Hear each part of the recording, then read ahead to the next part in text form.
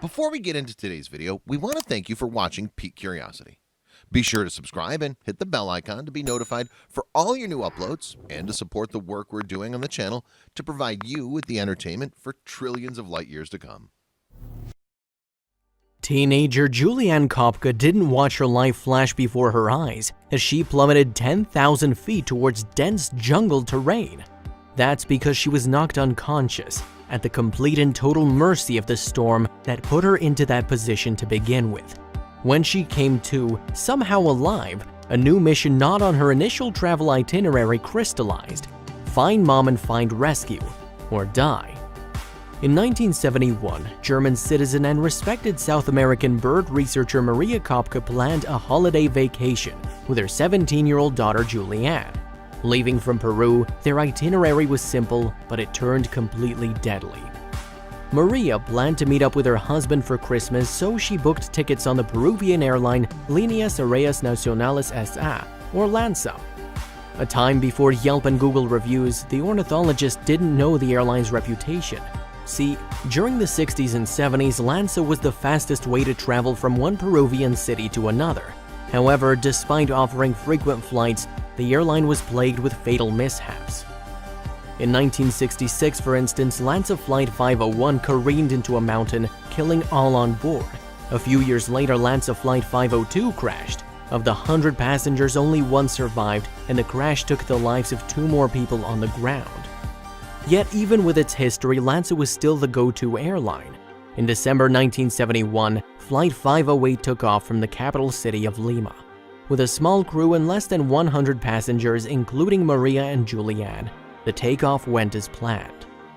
But any hopes of a safe trip were dashed just 40 minutes into the flight when the small plane flew into a thunderstorm. Suddenly, a bright light lit up the aircraft.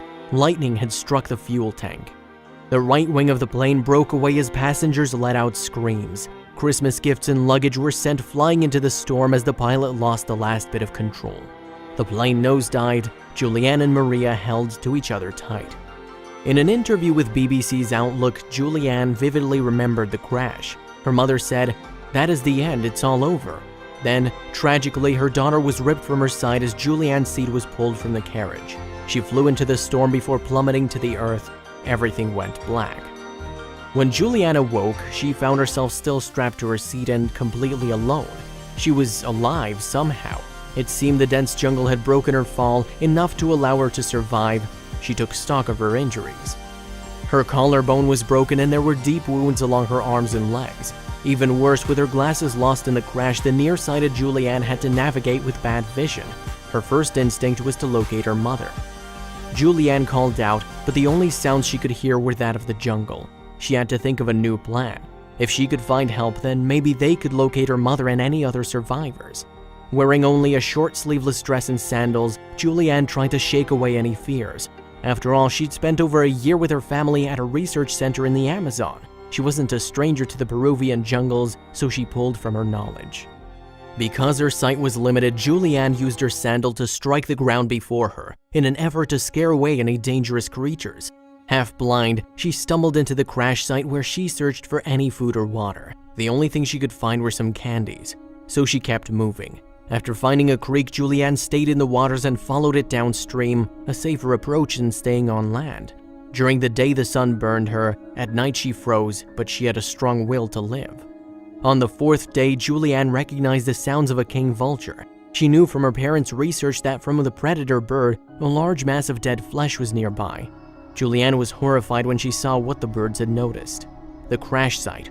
Passengers were still strapped to their seat, but unlike Julianne, the fall had rammed them into the ground, head first.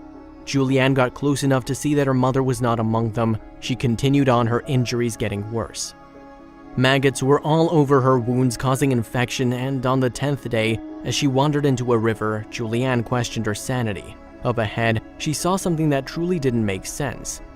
There was a motorboat in the near distance, docked along the riverbank. A mirage, she thought. Who would live out here in the dense Peruvian jungle? As she neared the boat, however, she realized it was very real. Her stomach turned. Did she want to meet the owner? Desperate and nearing death, Julianne investigated. After finding a small path, she found a hut with a gasoline can nearby. She remembered her father had used gasoline on the wound of a family pet once, which gave her an idea. The pain was sharp as Julianne sucked gasoline out of the can and tried to clean her wounds as best as she could. Exhausted, she passed out right there in the hut, unaware she was crashing an occupied home. The next morning, local boatmen discovered her in the hut, bloody, covered in maggots and smelling like gasoline. They were frightened, believing her to be a water spirit from their folk tales. Weak, Julianne talked to the boatmen in the little Spanish she knew. Thankfully, they understood. The men did the best to treat her wounds and after a 7-hour boat ride, brought Julianne to a hospital. When she finally saw her father, they hugged in silence. After a rescue found Maria Kopka's body, Julianne learned her mother had indeed survived the plane crash, but for only a few days. Julianne is still haunted by what her mother's final days must have been like. No one fared well in the Amazon.